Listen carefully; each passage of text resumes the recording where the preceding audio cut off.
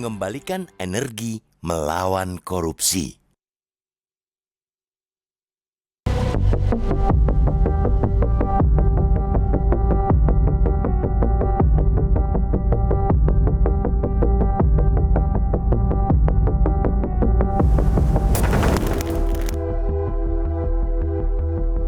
Di tengah krisis kewibawaan yang akut, Komisi Pemberantasan Korupsi atau KPK melalui Survei Penilaian Integritas atau SPI periode 2023 mengungkapkan risiko korupsi di sektor pemerintahan masih sangat tinggi.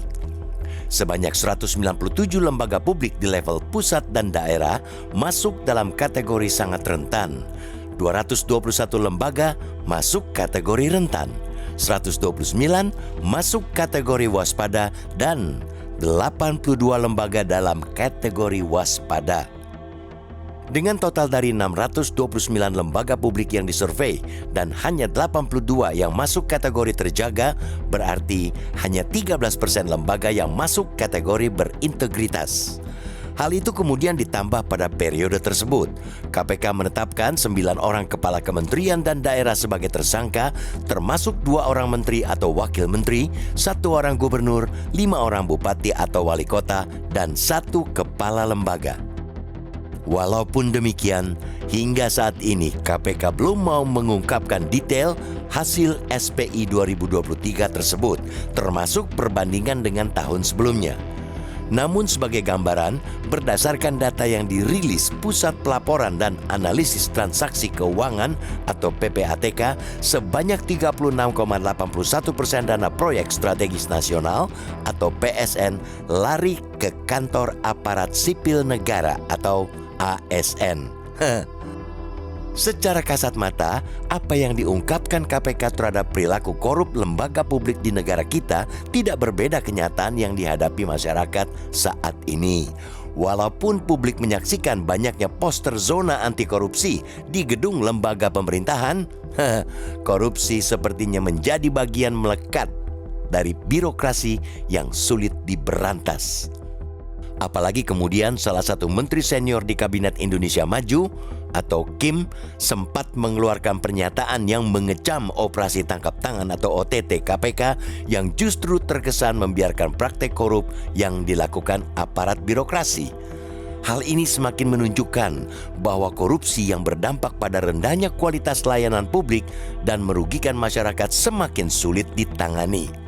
Yang semakin membuat miris, pola pemberantasan korupsi yang dilakukan KPK selama beberapa tahun belakangan ini seperti jalan di tempat atau bahkan bisa dikatakan mengalami kemunduran.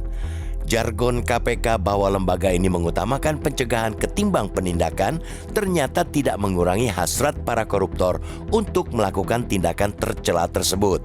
Apalagi belakangan, KPK mendapat sorotan publik karena cenderung melakukan tebang pilih dalam penindakan korupsi di tanah air.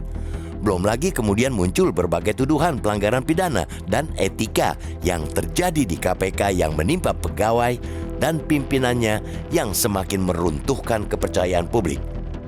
Kondisi ini semakin diperparah ketika Presiden Joko Widodo menyetujui revisi Undang-Undang KPK yang membuat lembaga ini berada di bawah kekuasaan Presiden.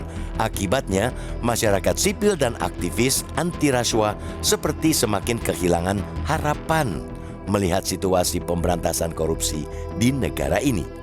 Karena itu, ketika Capres Anies Baswedan dan Capres Ganjar Pranowo menyebutkan bakal mengembalikan marwah lembaga anti rasuah itu dengan membuatnya kembali menjadi independen, publik masih mempunyai harapan baru. Apalagi selama beberapa waktu belakangan, publik menyaksikan perilaku pimpinan KPK seperti menjadi alat politik untuk menggebuk lawan politik penguasa.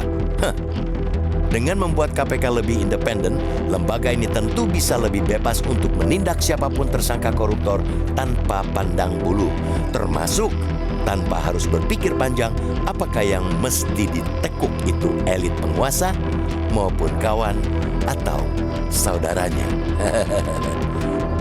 Publik tentu ingin KPK kembali bertaji dan menjadi lembaga yang ditakuti seluruh koruptor maupun calon koruptor yang ada di Republik ini.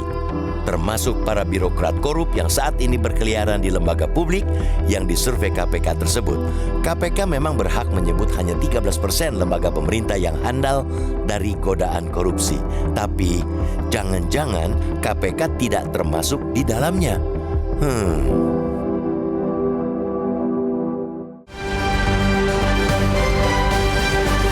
Jelajahi cara baru mendapatkan informasi. Download Metro TV Extend sekarang.